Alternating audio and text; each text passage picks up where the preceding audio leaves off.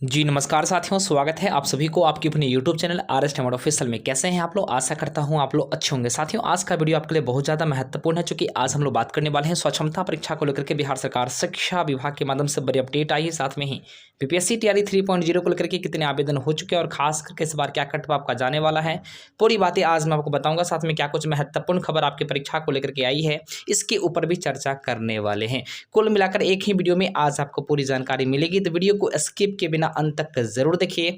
इससे पहले साथी, अगर आपने अभी तक चैनल को सब्सक्राइब नहीं किया है तो चैनल को सब्सक्राइब करके घंटी के आइकन को जरूर ही प्रेस कर लीजिए।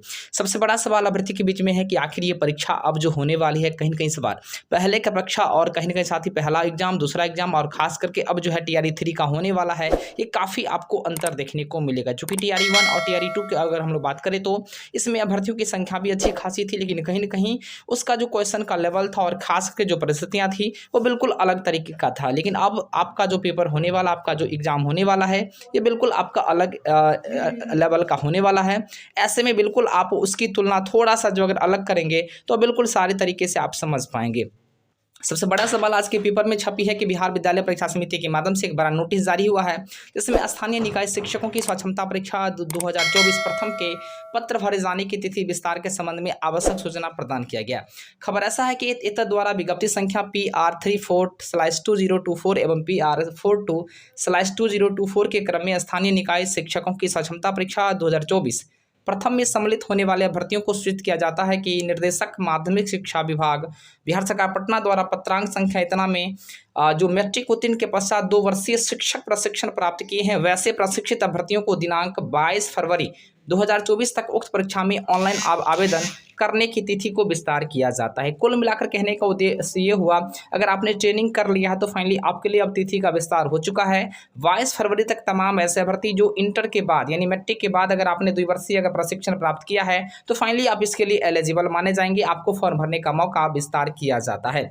इसी प्रकार से जिन अभ्यर्थी द्वारा उक्त परीक्षा का परीक्षा आवेदन पत्र भरा गया है परंतु परीक्षा शुल्क जमा नहीं किया गया है, वैसे अभ्यर्थियों को भी दिनांक 22 फरवरी तक जो है शुल्क जमा करने का अंतिम अवसर प्रदान किया जाता है। ऐसे में कहीं न कहीं उक्त तिथि तक जो है परीक्षा शुल्क जमा नहीं करने वाले अभ्यर्थियों का आवेदन पत्र निरस्त कर दिया जाएगा। कुल मिलाकर तमाम ऐसे शिक्षक जो नियोजित हैं उन सभी को मैं आपको बता दूं कि आप लोग का 22 फरवरी तक एक अंतिम सीमा दिया गया है। इसी डेट के अंतर्गत आप लोग को अपना पेमेंट भी कर देना और सारी चीज़ों को बिल्कुल अच्छे तरीके से फॉर्म को फिल कर देना है, यानी बातों को समझ गए होंगे।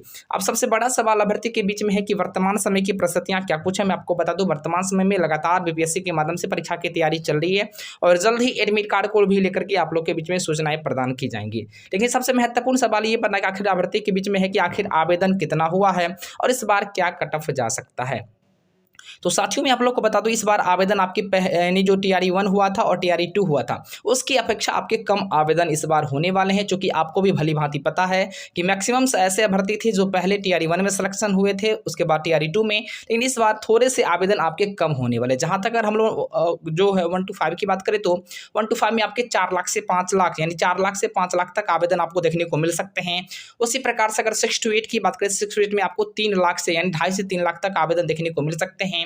और प्लस 2 की बात करें तो प्लस 2 में लगभग में आपको देखने को मिलेगा, यहाँ भी लगभग में 2.5 से 3 लाख के बीच में आवेदन आपको देखने को मिल सकता है। तो कुल मिलाकर इसी प्रकार से आपको आवेदन देखने को मिलेंगे। और जहां तक सीटों की संख्या की बात है तो सीटों आप लोगों ने बिल्कुल समझ गए होंगे कि आपको 1 to 5 में 28,000 के आसपास आ रहा है। इसी प्रकार से आपको खास करके हाई स्कूल और प्लस 2 में भी देखने को मिलेगा, लेकिन कहीं ना कहीं प्लस 2 में जो 40,000 की चर्चाएं थी, 40,000 को घटा करके अब कम सीटों का देने की लगातार जो है बातें सामने आ रही। लेकिन बीपीएससी के माध्यम से वर्तमान समय तक या विभाग के माध्यम से वर्तमान समय तक ऑफिशियल सीटों की संख्या को नहीं दिया गया, लेकिन जो आकलन जो अनुमान लगाया जा रहा है कि आपको अच्छी खासी सीटें देखने को मिल सकता है। फिलहाल ये कट ऑफ को लेकर के बात करें, अगर आप यूआर से आते हैं तो फाइनली अगर आपके मार्क्स अगर 60 प्लस आते हैं तो सिलेक्शन होने के चांसेस होंगे। ओबीसी से आते हैं तो 58 या 57 भी अगर आपके आते हैं तो सिलेक्शन होने के चांसेस होंगे। एससी एसटी से आते हैं 55 प्लस या 50 के आसपास भी अगर आपके हैं तो सिलेक्शन होने के चांसेस आएंगे।